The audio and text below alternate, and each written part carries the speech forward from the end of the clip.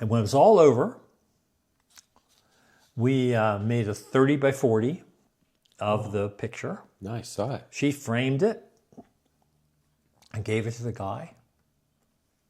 What did the guy say? What was the first words out of his mouth? Did he say, "It's beautiful, thank you for doing that"? Wrong-o. He says, "Why'd you pick those cars?"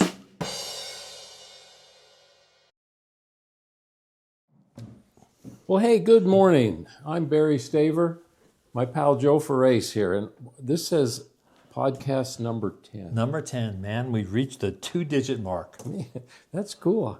I'm trying to think back to number 1. Yeah, down in that library. So down in the library. And it was which just, we could not get into today. No, and you know, we thought the problems we had figuring out the library, they don't compare to what we just went through to figure out the camera and lens issues that were going on. But anyway, welcome to podcast number 10. Well, we have some feedback, and unusually, we usually do start with feedback from Ed, which we will do. But I also got some feedback from your own son, Matt, and I want to cover that. But you talk, why don't you give us the feedback that Ed gave us? Okay. Well, again, Ed has just given us these high fives that just make our days go fine, don't they? I know. Another great podcast. Because if somebody likes us, maybe at least 2 or 3 other people might like us. Do you have friends, Ed, that you can bring in? Ed, yes. Tell all your friends, Ed. Yeah. So here we go in quotes. Another great podcast. I'm looking forward to the rest of the story. That would be your story. Continued, yeah. Which, at this point of the podcast video, they would have already gotten the answer to that question, which is, at the beginning of this one. So, right. Plus, we have also the other half of the how I got the job. We're going to talk about that today. Well, briefly. And for my segment, I've got a 2-parter. A good experience from a shoot. Oh, a good one. Oh, yeah. So here's what would be some not so obvious things to watch for when posing a group of cars for a picture like this, or even a single car. So is that answered before? Or are you going to answer No, we can talk about it real briefly right now. I mean, the big thing has to do with your angle, camera angle. Okay. If you're going to photograph one car, what I like to do is use the longest lens I can compared to where you are. Like when the picture of the Jaguar, my old Jaguar that I used in the last podcast, I used a 200 millimeter lens, and I was in a cul-de-sac, and I was able to get back far. But even if I was in a show situation, I'd use a shorter lens. But I would be at ground level or lower. Lower is very good when you're photographing one car. When you're photographing more than one car, you got to get up, which is why I was on a 25-foot ladder. But you lose some of the dynamics, but you also get to see the more than one car. Because if you shoot low, they're stacked. You're going to run depth of field problems. Yeah. Get up high as you can. I was on a 25-foot ladder, and with a semi-wide angle lens. I can't remember now. I have to look at the XF data. It was either a 24 millimeter or a 28, but I think it was a 28 millimeter lens. So basically, it's camera angle. Single car, low and close, or long lens. Long lenses with cars look really fabulous if you have the room. High up if you're shooting more than one car. Okay. So Ed, any specific questions you have? Ed, ask me. Yeah. Well, keep going on his. He loved my shirt, that Cookie Monster. The cookie shirt. Oh, it was. Me like cookies. Me want cookies. And you have taken the cookies, he says, to a whole different level. Well, he does not even have a clue. Keeping on. I really enjoy this. So he doesn't even have to know what. Can you guess what we're going to do today with cookies? We have so many levels today that I can't wait to unfold them. So that's from Ed. So now I got one from your son, Matt, who's a fantastic photographer and a cool kid. He said, great podcast as always. Thanks for making these. I enjoy hearing your views and opinions on current topics like AI. Well, that's interesting because AI was the headline title of the last video, and it was our least watched video. So You were one of the few people who liked it, Matt, so I'm glad you did. And also get a lot out of you both sharing things and experiences from your past, too. Oh, yeah, well, we're like that, for sure. Curious to hear what your client said when he saw the huge frame print. Well, also, you just got the answer to that at the very beginning of this podcast, and you will probably be surprised, as Barry was last when he saw the answer. He also ended with a tip about a possible sponsorship with a cookie shop that is located, well, I don't know, maybe 50 miles from here, so it's not all that convenient. But my wife is going to talk to them when she's up that way, seeing a client. And who knows, wouldn't it be nice if we had a cookie sponsor? It means we're going to get the mileage we can out of these. Because if we got a sponsor, this doesn't hold a candle to a cookie company. I don't think Nabisco or whoever they are. Is it Nabisco? I think so. I don't think they're likely to be a sponsor, but a local cookie shop, even if the local is, well, it's like in Windsor or someplace, and that like 50 Erie, miles Windsor. from here. Yeah. It's a good haul. If it's a good cookie, it's worth the drive. He said it's a gourmet cookie. Okay. So I'd love to have them give us 2 cookies every podcast. That would be nice. It would. That's all. We're so cheap. We don't need any money. Just feed us cookies. Because we're going to be eating these for a long time. I have a feeling. Yeah. But we can also compare them against any new celebrity cookies that might come along. Yeah. Who knows? So we'll get into these in a bit. Yes. But now we got the news. Oh, yeah, well, we're going to talk about the light meter watch. If anybody saw that's a, what do you call that? Kickstarter campaign for a watch that's a light meter. Now, Barry has an electronic watch, and I have a mechanical watch, mostly mechanical, quartz-driven. Yeah. So we couldn't have 2 different kinds of watches. In looking at the light meter watch, it looked thick, but it would have to be. Oh, it'd have to be. Even this is pretty thick, and the quartz watch is it's a chronometer or chronograph. I never knew the difference. So it's going to be a little thicker than normal anyway. But what was your take on the light meter watch? Well, my first thought was, that seems pretty goofy to me. Well, you know, you strap this to your wrist, it would be really big. That's one of their selling points. And Is that right? I believe this is a couple of British guys. Did you look them up on the...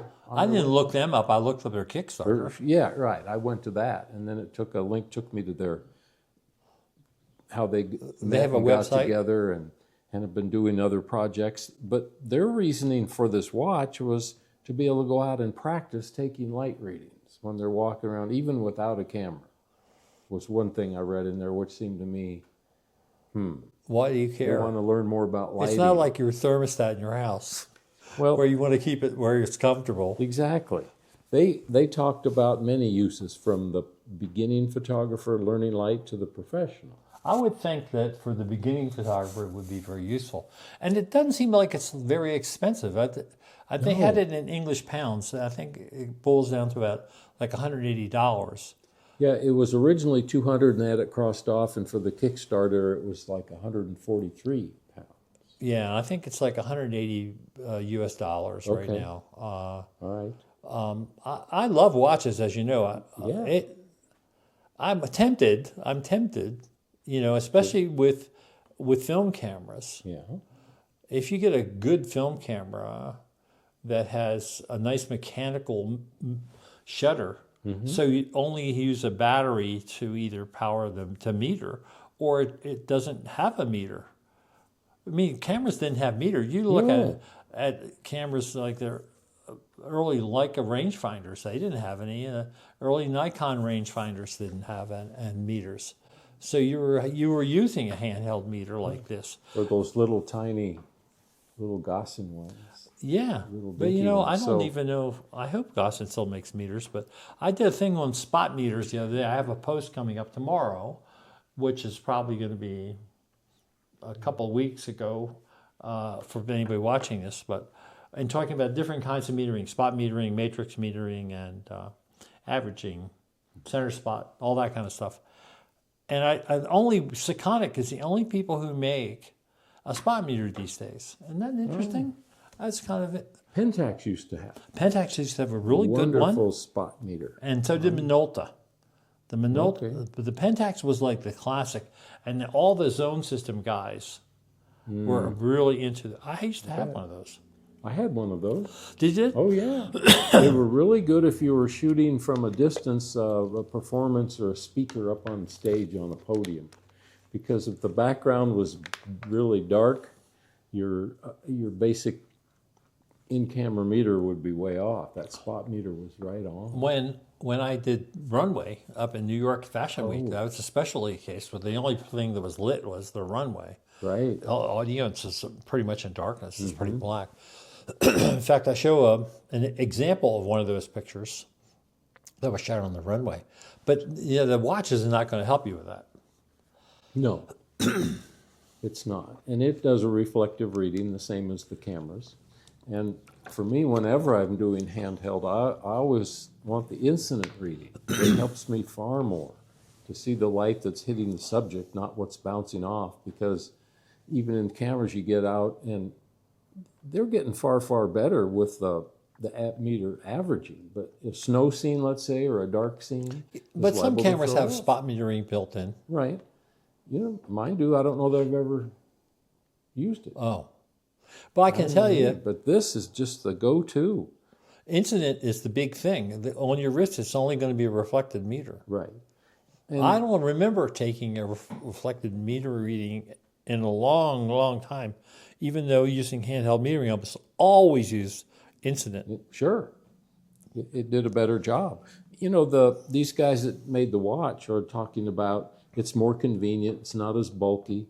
I mean, to me, this isn't bulky, but in this day and age, I'm sure people think this is terribly inconvenient. Even my Gossin, 20-year-old Gossin, is slightly smaller and lighter than that. Okay. But at the same time, it's not little, but it's not huge. I mean, even that is not big.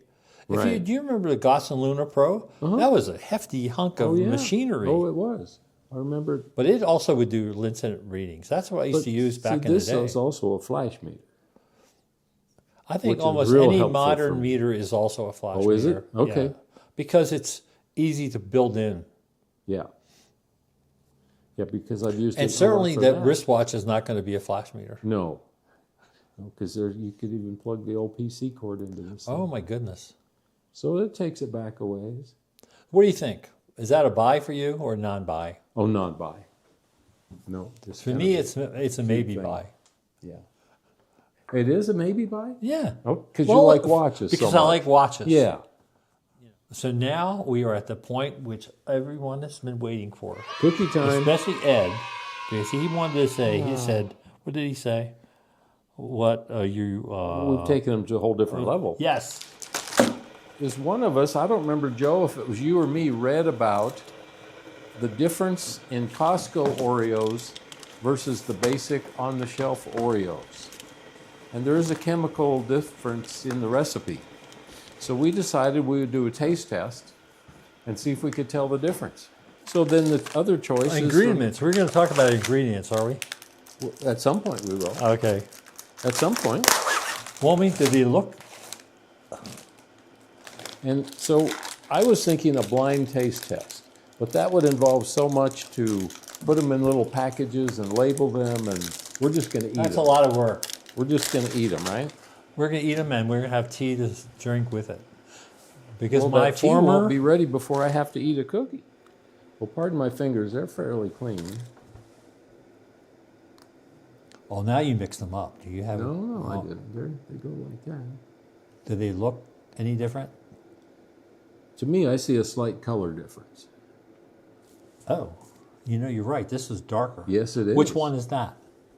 It's the American U.S. recipe Oreo. Interesting. Yeah. So there is a visual difference. We have cookies to spare. No cookies were harmed in the filming of this. The ingredients. The ingredients were different. These cookies have no high fructose corn syrup in them. These do. These are the Mexican Coke version of cookies. I think so, because when I was in Mexico last fall, I know that these are the cookies that I bought there because they came in packages like this. Oh, but is you that didn't right? have to buy a box of 12 packages. You could. It was like a little thing of 2, and maybe there was only 6 cookies. And I remember tasting them, and they did taste a little different, but I had nothing to compare it to. Came back, didn't think a thing of it till I saw the story. And if you read through the list of ingredients, clearly there's no high fructose in this. But, oh, there's the tea is ready. The tea is coming. Yeah. So which one would we eat first to see if we could tell the difference? This Assam tea it's really good. It's expensive too. But they had it on sale at Williams-Sonoma. Okay. There's your Costco cookie. Oh, man.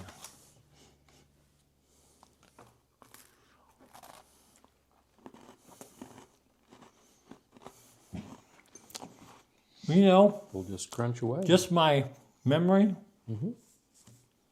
it feels different. Does it? I'm thinking, that's pretty good.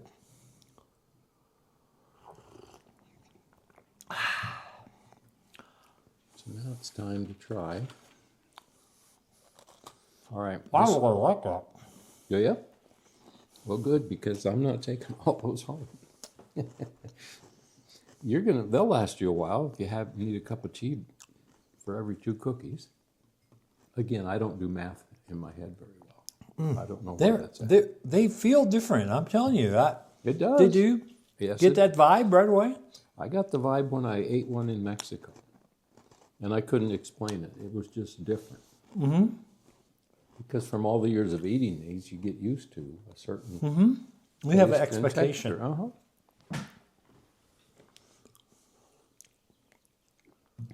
Well, that's nice tea, too. Okay, I'm going to try these now. I won't test the inferior one.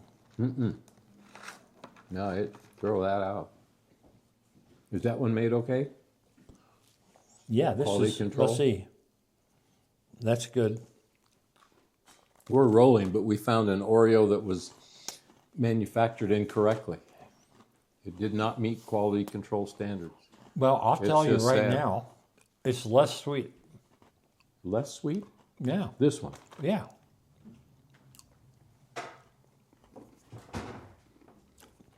There is a difference. I would think this one should be less sweet, in my opinion, but No, I don't feel that. What do you think, though? well,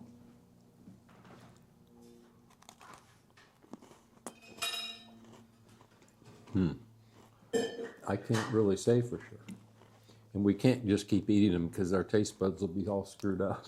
Really? We won't be able to tell the difference after 2 or 3 more cookies. There's definitely a difference. Yeah.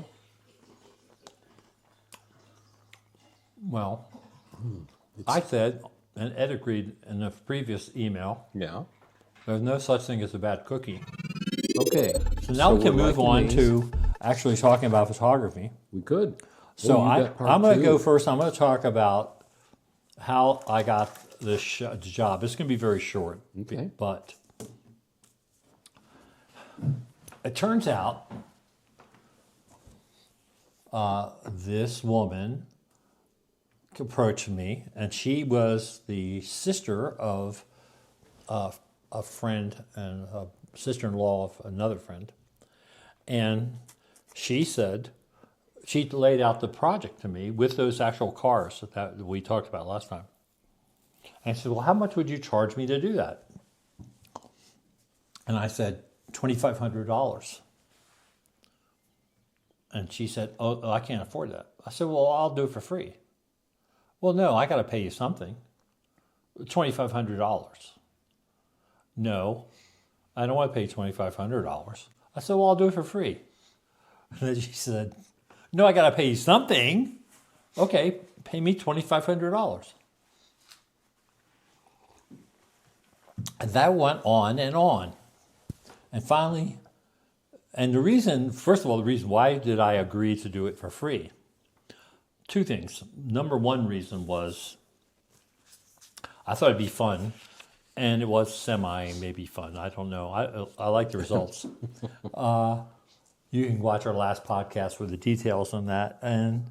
But the main reason I wanted to do it for free is I wanted her to owe me a favor. Wow. And what the favor was, first of all, she was really nice looking and very attractive. And I'd photographed her sister, and I knew she would be great for either a model shoot or for maybe one of my articles in Shutterbug, camera reviews, lighting review.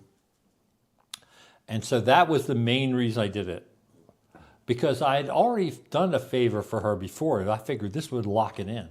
Her son had had a senior picture done by whoever the official school guy was, and he was kind of a big guy. And the guy who was doing the photography didn't do a very good job. So she came to me before and said, "Can you photograph my son?" Sure. And we had a good time. We went down to Benedict Park, which is a park not far from our old house. And we shot. We had a good time. He was a nice kid. Yeah. And they were real happy with the pictures. And then, months later or however long it was, they came to me with this. I thought, this will do it. I'll be able to get her to do some modeling for me. And much like the result with the photo of the cars, we never got around to doing that. Well, not because I didn't want to. Yeah. Because she never got around to doing it. Well, and maybe that had something to do with the reaction to the gift of the car photo. I hope, I can't blame that on me. I did the best I could. So anyway, that's the story. Not very exciting, but the truth. I think your story will be much more interesting. Well, I don't know. I was starting to go through a bunch of shoots and come up with one that would stand out, and there was a ton of them. I want another cookie. Oh, please. I just ate one while you were talking. We have 3 is a, what do they call it, daily serving? That's it. 3 is the daily serving of cookies. And only gives you 1/4 of your sugar intake for the day. So I needed to make sure that I had some images I could pull up that we could put in. And then my story gets to the point where I get to have a 2-parter. Is that okay with you? Oh, yeah. We'll start it, and then we'll go from there. Continue it next month. The nice thing about working for all those magazines for all those years and at the newspaper was that they gave you your assignments. I didn't have to go out and constantly market for work like you do in the commercial, corporate world. Although you did it some. I would make 2 trips to New York every year. Out of sight, out of mind. So if I could show up and show my face in those editors' offices, then they would remember me and I'd get more work. Did you do it on a regular basis, like every April or May or something like that? No. So whenever you had time? Whenever time. I don't think I ever went in the middle of winter to New York City. Oh, it can get cold there. It does. And that was always helpful to me. But the assignments always came from them. The writers, the editors, whoever. And I think there were 2 times when I found a story idea and they went for it. I mean, I would submit stuff all the time. But I'll have a good story about that, maybe for next month. Okay. Well, in this case, I always flew United Airlines because they had a hub in Denver with great flights everywhere. And then they started that Mileage Plus program, of which I jumped on board. Well, I'm on a United flight home, and I'm looking at their monthly in-flight magazine. There's this little tiny story about that big.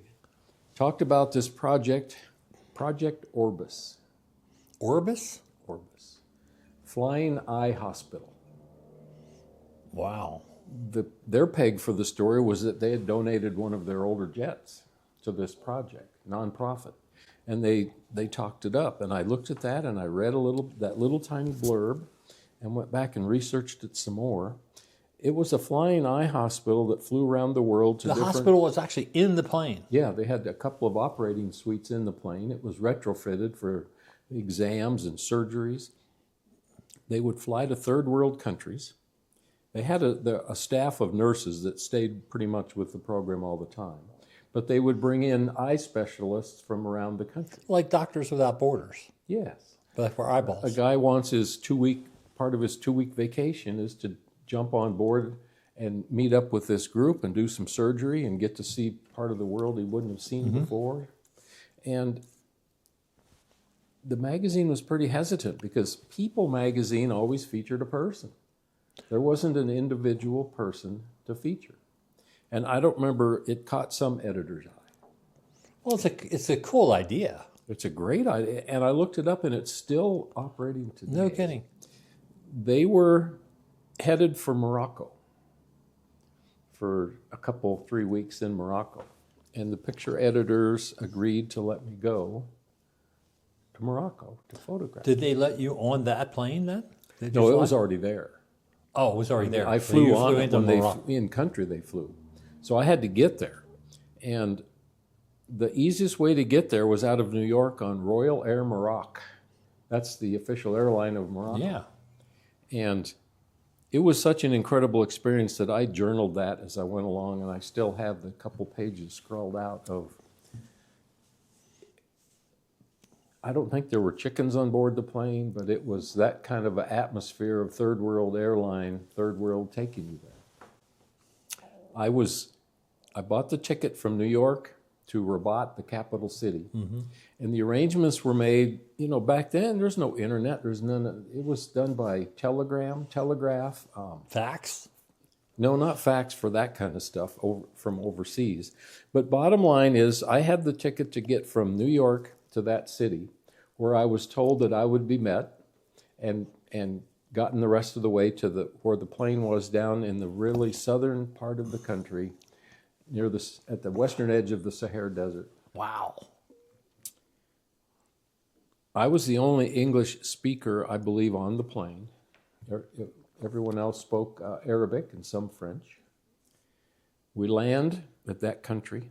Everybody's getting up. It's full flight. It was just one of those red eyes overnight. Everybody's tired. But how long of a flight was it? Oh, I don't remember. A Whatever long it one? was over to Europe. Well, that's not back in the day. 9 hours, 10 hours? Probably then. Yeah, but I'd have to get to New York first.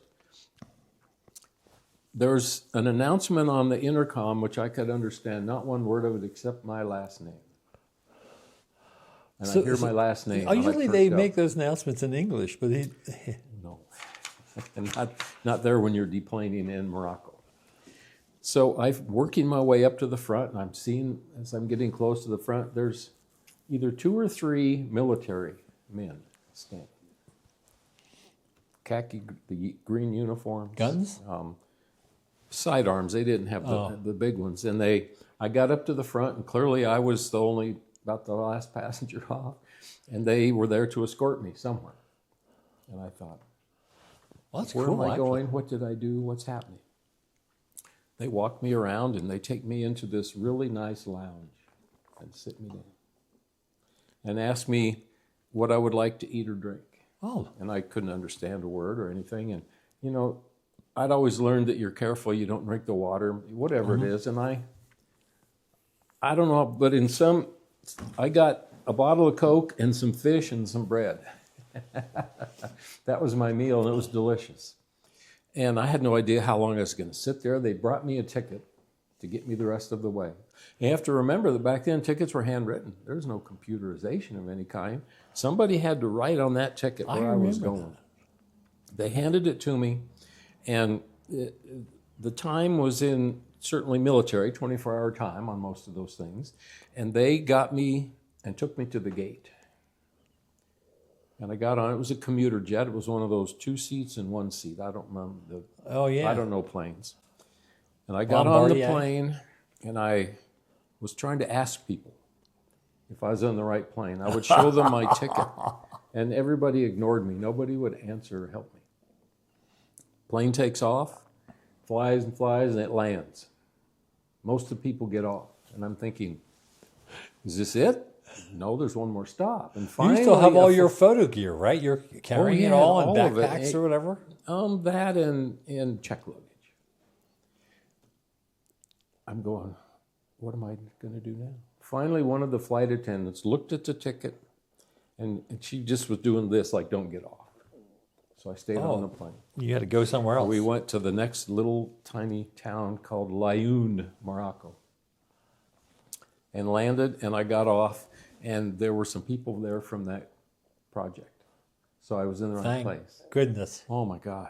And that, I don't know how much of the story we stop with. I'm not sure what our timing is that we're doing our podcast. Is there time for another minute or two to set the stage? Sure. Okay, so Take get me off. right up to the shooting. Get off, and there's no jetway or anything. You just step down the stairs. go This down the little stairs, like the old tiny days. airport, and there sitting on the tarmac was Project Orbis, the United Airlines. Well, the plane was right there. Oh, it had been there for probably a week of on the the 2 or runway. 3 weeks, and it was sitting right there, and Was it painted with a name on it and all that? it had the logo of the world and something big on the side, if I remember correctly, and that was about it. Otherwise, it just looked like a United plane. I think did it have United signage on the tail? I don't remember. There was a local hotel that everybody was staying at, so I got a ride there. And there's also this giant tent next to the tarmac, next to the plane. I mean, it was the size of that backyard. It would hold 100 Huge. people, huge. Carpeted flooring. They just laid Moroccan carpets. Really? Totally covered it. Yeah, because they would eat in there and take breaks, and it was incredible. So I started to meet the staff and the crew. Oh, and I was also told I needed khaki pants and a blue blazer. It was a requirement I bring with me on this job, so I would fit in a little better. So you would blend in with those people. With them, because they went to countries that wanted them there. Yeah.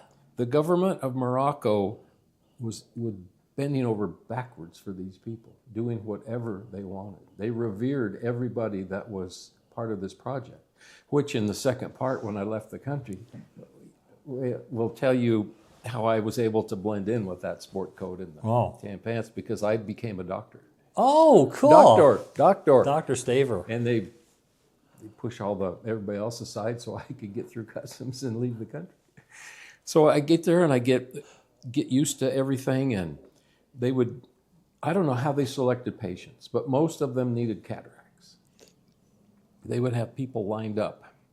The one scary part was going into a hospital in Morocco to see where they first found the patients. And you went with them to that? Yeah, I went everywhere with them. Oh, you followed the whole process. People said to me, when you go through this hospital with us, do not touch anything, and we will go in and out as quickly as we can. Because in the third world, in hospitals, it's pretty grim. And you never know who's in there with what ailment, and you don't want to bring it outside with you. So it was a wonderful shoot. I got all these incredible pictures of people. Did you shoot this in black and white? Oh, yeah, it was all black and white. Had one incident with the military of Morocco who thought I was taking pictures of the tower at the little airport, and they came in mass up the stairs to the plane after me with large drawn guns, thinking I was a spy. So that was a little tense. But fortunately, the reporter from Paris spoke French, and she was the only translator we had to speak to the few people who could speak French. So it was kind of a nightmare that way. But it made for some fun photos and a good story to put out here in part 2. These are the kind of things that you must miss about doing more mundane things here in the U.S. I mean, these are the kind of things you do at the time, and you didn't realize how scary some of the bits were. You were just doing your job, and you were going through it. But afterwards, this is a great story. I love this. I can't wait for part 2. I appreciate that. As I've looked back at the ego I had of being a photographer for these magazines, propelled me to stay with it, because those were cool assignments to do. Hell yeah. If I had one of those regrets and do-overs, I would have started branching into the corporate world sooner. To not be a starving But you'd never artist. be on a little airplane flying to Morocco. So those experiences overshadow, making more money, because as editorial photography paid the lowest of any photography you'd ever want to Probably do. pays nothing now. Oh, it definitely pays nothing. You have to own your own cell phone to go out and shoot. Well, I can't wait to hear the rest. And I don't know what else is going to be on the agenda next month. It'd be hard to top this cookie experience, but Oh, well, no, we'll keep at it. we'll keep out with something. I mean, maybe this came out of the clear maybe blue. we'll hook up with The cookie that company. cookie store and Yeah. have something. So, Yeah. Or we could make our own chocolate chip cookies next time with a bag of those morsels. are you a accomplished baker? Oh, for the cookies, how could you go wrong? I don't know. I've never baked anything. I will tell you that the most important part of the cookie baking is the exact time, batch after batch. You go a minute too long and they're overdone. Wow. A minute too short, they're That would doughy be in a the really middle. great episode. Join us in the kitchen with Oh, Chef right by with the Chef kitchen. Barry as he prepares Pastry chef, cookie chef As Barry. prepares I'll wear my. some cookies. I'm gonna wear my cookie shirt. You'll get a hat, one of those hats. I don't know if I want to go that far, Well, but thanks. you all take care. We'll catch you next time on the flip flop. Yeah, Joe, this has always been great. Yes, It's all fun. Yeah, thank you. Today is National Chocolate Chip Cookie Day. How coincidental is that? We didn't plan it, it just happened. And no, they're not chocolate chip, but in the late 1930s, at the Toll House Inn in Whitman, Massachusetts, Ruth Graves Wakefield chops a Nestle chocolate chip bar into little bits and mixes them into cookie dough, creating what became known as the chocolate chip cookie. Wow. Responding to demand, Nestle makes a deal to print the Toll House Chocolate Crunch cookie recipe on its semi-sweet chocolate bar wrappers, and went on to include a chopping tool, oh my gosh, to help prepare the bars for use with cookies. And that was until 1941 when they started selling them as chocolate chips or chocolate morsels.